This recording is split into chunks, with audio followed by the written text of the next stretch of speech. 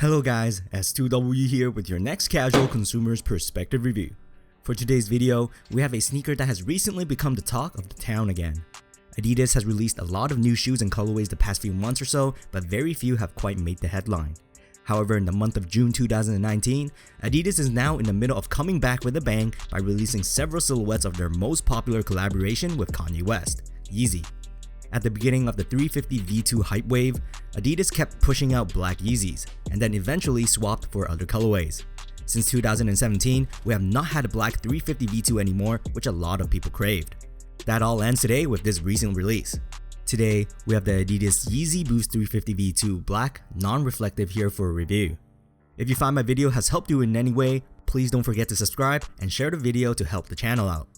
Now to keep things short, Adidas Yeezys always sell out no matter where they drop, but due to the same designs with a simple switch in colorways, the silhouette has become a bit of a hit or miss, and not every colorway needs to be had because of the repetitiveness. Along with mass production, Yeezys just doesn't seem too limited anymore. However, Adidas is now changing their strategy to gain back the hype again by introducing colorways that we actually want. This new colorway was pretty difficult to get here in Toronto compared to most of the more recent releases, because everyone wanted a black Yeezy. How do they look up close? Let's take a closer look at these sneakers. In short, the design remains the same as what I recall as the fourth upper iteration of the Yeezy Boost 350 V2, where it features a newly added translucent mesh stripe across the lateral surface. On this colorway, however, the mesh stripe is colorized in black as well, so it blends really well with the black knit upper of this shoe. Speaking of the upper, it is the same premium prime knit material that Adidas famously used for their top-of-the-line knitted products, and in turn offer a lightweight and breathable experience during wear. Now usually, this prime knit is stretchy, but on these 350 V2, only the medial midfoot section is elastic, whereas other parts, I'll explain later. Previous design iterations of the 350 V2 feature a stretchy lateral midfoot profile as well, but now the lateral mesh stripe is featured on this side, so it's not as elastic anymore. But I digress, the mesh stripe is blacked out, and interestingly, it makes the stripe a lot opaquer than translucent. You can't, if not, barely see my fingers brushing behind the stripe. As for other elements, it's essentially the same as any 350 V2. We have the clean iconic crisscross stitching knitted right across the upper from the toe box to the tongue. The toe box internally houses a cage to keep the knit afloat and shape intact, so stretchiness is non-existent here. We will also see the peppered black rope laces that come with this sneaker, and interestingly, it is 3M reflective, but not to be confused with the full reflective black that also dropped with this release, but that model was even more limited to get, which I failed. Anyways, the laces are threaded through the knit, which is again protected by smooth suede patches found inside just like previous releases. We will also see the fabric overlay covering the crisscross stitching to prevent abrasion against our feet. Then if we turn the sneakers to the back, we will see the popular heel tab with a red dotted stripe reminiscent of the Bread 350 V2 colorway and also the OG 350 V1 Pirate Black.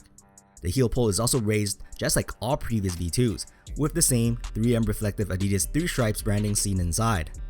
Looking at the shoe internally, we'll see the removable foam insoles that are found in every 350 V2 silhouette. The heel is branded with the tag Adidas and Yeezy, while flipping it over, it's the same unique imprints seen previously. This is also the area in which explains why the back of the sneaker is not stretchy, as it's blocked by a piece of small padding for our ankles. As for the bottom, the midsole is a thick ribbed plastic encasement that sheltered the full-length boost cushioning resting inside. We only see this by completely flipping the shoe over, where the boost windows are open to allow the cushioning to expand and contract. Boost was and still is a very popular cushioning that provides a responsive ride, offering a very soft and bouncy stride for every step that we take.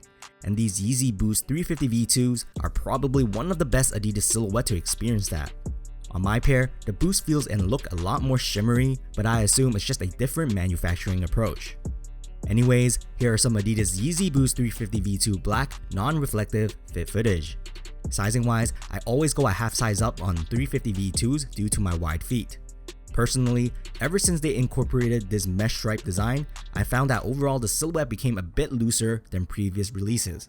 But I personally have no size dilemmas where it will make my half size bigger Yeezys unwearable, as the toe box internal cage is still too steep, which may crush our toes.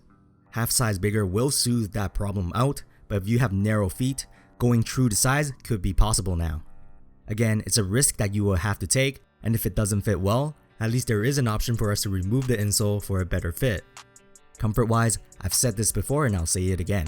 The 350 V2s are Adidas' top most 5 comfortable sneaker in my opinion if it fits your foot shape. The Boost technology is phenomenal in this silhouette, so if you still haven't felt what Boost cushioning feels on feet, this silhouette will blow your mind.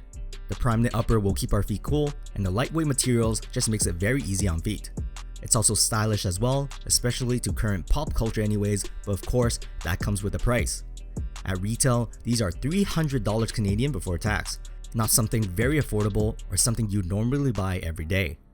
However, the hype for Yeezys are still strong, and especially for this colorway, if you couldn't cop at retail, then sadly it's a little bit too late now and your only option is through resale, which is higher than normal. And that again is because of the high demand for a black Yeezy, and that's all due to a Yeezy drought for a black colorway for 2 straight years. As always, throw me some likes if you like this video, hit the subscribe button if you haven't already, and let me know in the comments which of the black Yeezy Boost 350 V2s released so far is your favorite. To be honest, these don't look that black in color. I would say these are more of an ash black than pure black, but the subtle grays and stripes on this shoe does bring a lot of memories that make it resemble the 350 V1 Pirate Blacks.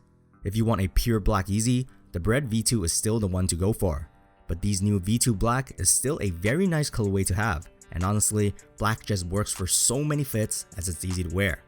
That's it for today, S2W signing off.